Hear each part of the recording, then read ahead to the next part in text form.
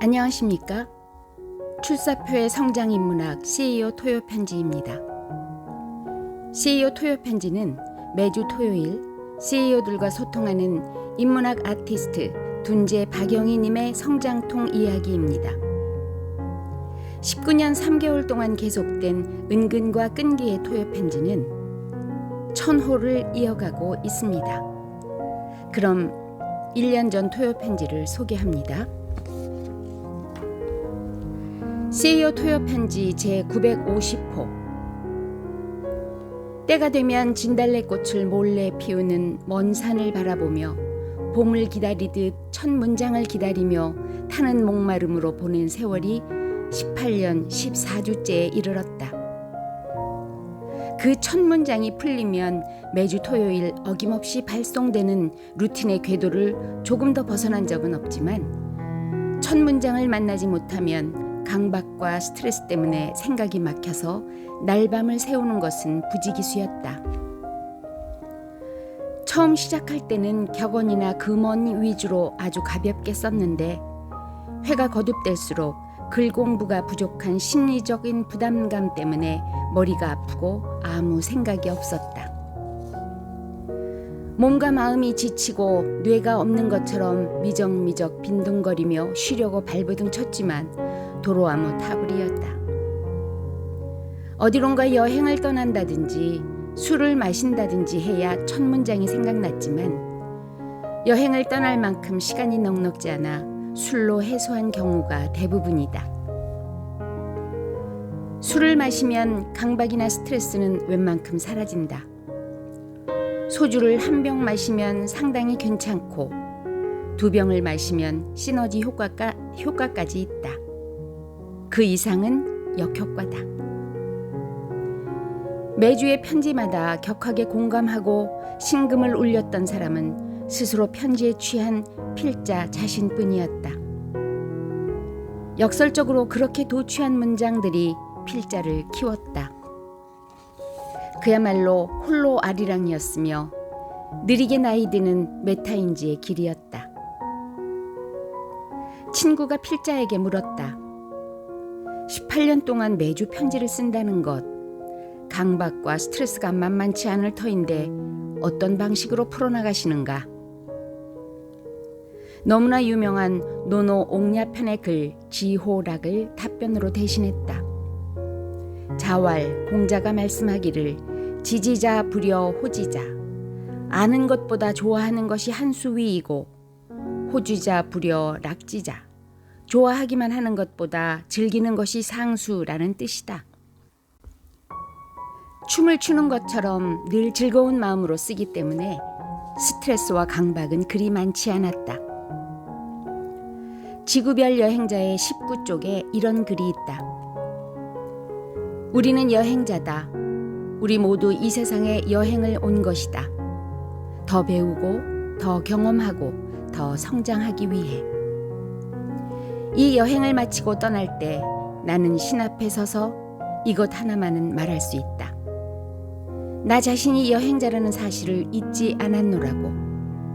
그래서 늘 길 위에 서 있고자 노력했다고. 내 배움은 학교가 아니라 길에서 얻어진 것이라고.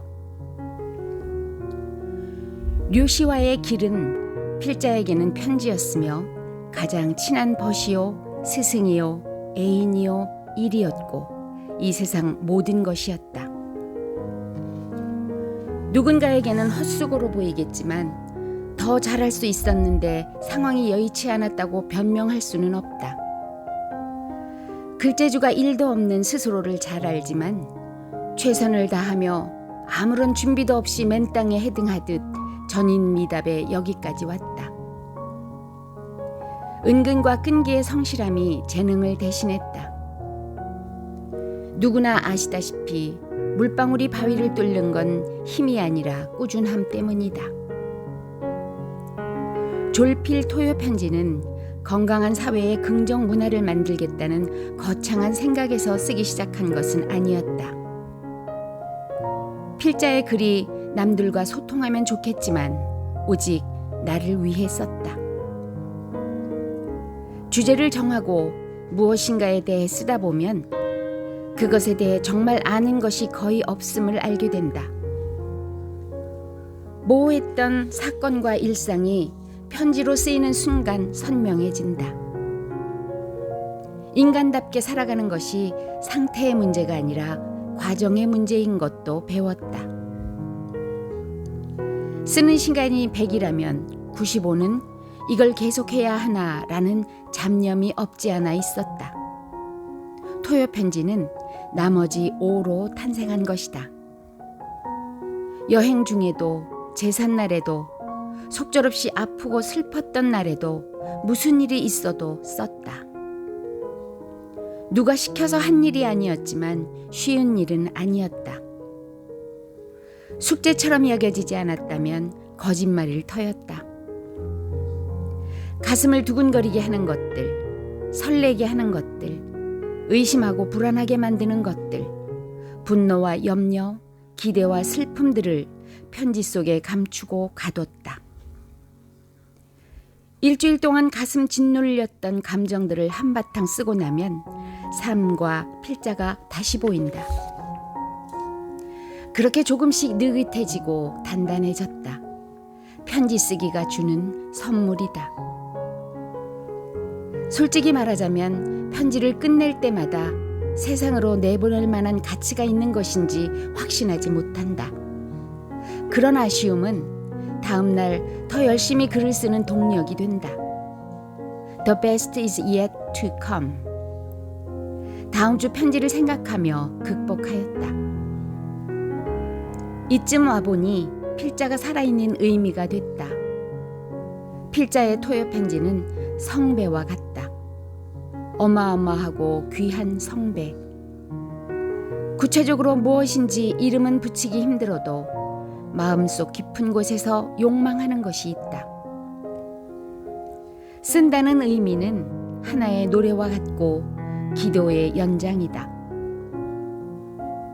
필자의 단순하고 소박한 편지들이 때로는 지인이나 이웃을 만나면 응원이나 격려, 동기부여 등 어떤 역할을 담당한다고 여겨질 적엔 참 기쁘다. 입체적 기쁨 아닌가. 춘분이 지나자 오래된 나무 밑동에도 푸른 싹이 돋았다. 때로 늙은 나무도 젊고 싶어지는 봄이 왔다.